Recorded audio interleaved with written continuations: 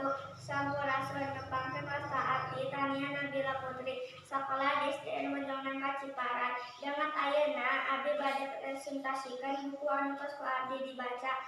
Judulna Kedok Tangkorak, penulisna Aan Merdeka Permana, sareng penerbitna Maklus Bandung. Jumlah halamanna 56 halaman.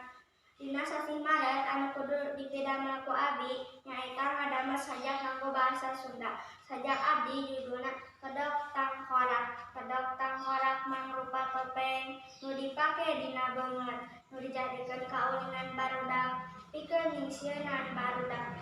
Kedok tangkorak bisa jadi mamala mun dipake ku nu jahat pikeun ngalancarkeun tujuanna. Mung sakieu presentasi ti abdi. Wassalamualaikum warahmatullahi wabarakatuh.